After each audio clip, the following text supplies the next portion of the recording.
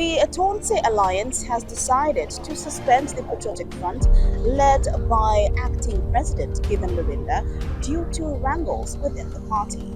Christian Democratic Party leader Professor Danny Pule cites the internal chaos within the PF has stalled the alliance progress and affected its credibility. He adds that the move is meant to honor the late former President Edgar Chagwa Lungu, and the MPs who opposed against Bill 7 do align with the Lungu factions. The alliance has also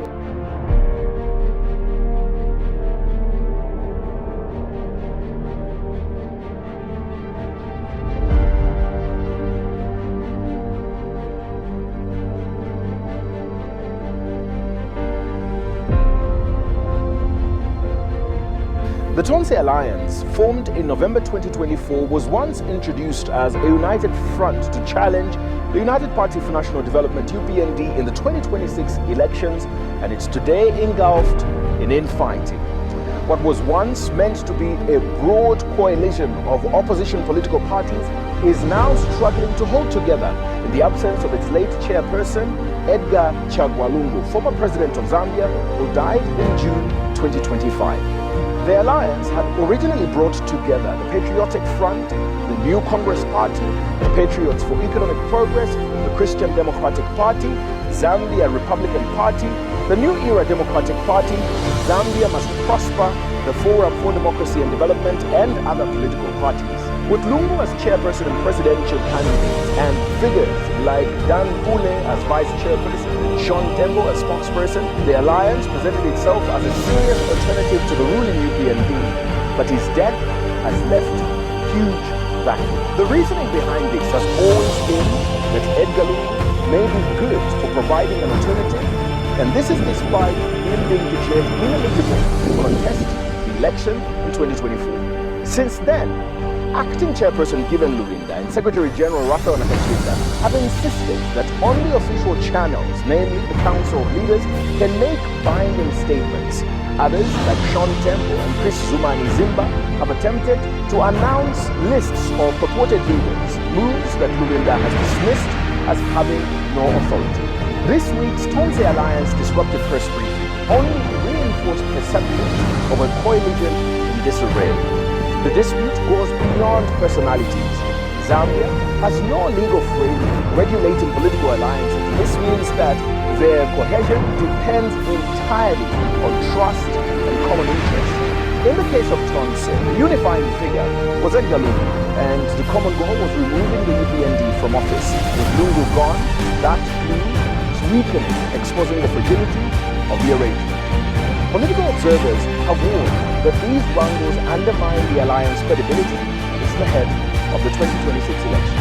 Now, political analysts are arguing, with some of them saying that voters are less concerned with party squabbles and more with whether or not the opposition can present credible ideas and policy alternatives. Images of cadres disrupting alliance gatherings or leaders contradicting one another only reinforce doubts about their readiness to govern. Some of their supporters insist that internal disagreements are part of a coalition of politics and should not be mistaken for collapse. In fact, this is an argument held by the Patriotic Front Secretary General Raphael Nakachinda in a briefing held earlier today. Nakachinda has continued to urge them to put egos aside and focus on the Zambian people.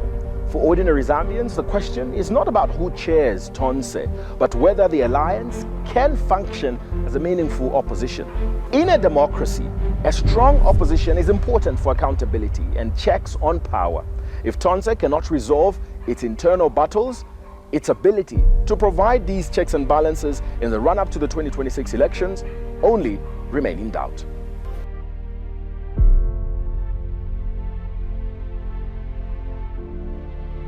This is a highly contagious virus between humans, and it's often deadly. The 2 cases of Nipah virus were detected in India in the state of West Bengal, but there are concerns the outbreak could spread. The virus has a fatality rate of 40 to 75%, according to the World Health Organization. So it's deadlier than the COVID virus, and there's no vaccine for Nipah. So authorities in India are taking no chances. At the same time, several airports across Asia, in Thailand, Singapore, Malaysia, Hong Kong, they're taking steps to screen passengers for any symptoms. Nipah is a zoonotic virus that's transmitted from animals, usually fruit bats. It doesn't spread easily to humans, and it can also come from contaminated food. But when it does, it initially hits like the flu, then worsens, and experts say pneumonia and other respiratory symptoms develop. But the most serious complication is encephalitis, or inflammation of the brain. The WHO says the fatality rate has a lot to do with the country's capacity to test, trace, and treat those infected. In India, authorities have quarantined nearly 200 people who may have come into contact with the two infected. It's the first time in nearly 20 years that India has had cases. They believe the outbreak is now contained. Still, it's a situation that U.S. health officials are monitoring very closely. The CDC says Amos 3-7, which says, "Surely the Lord God does nothing, unless he reveals his secret to his servants the prophets."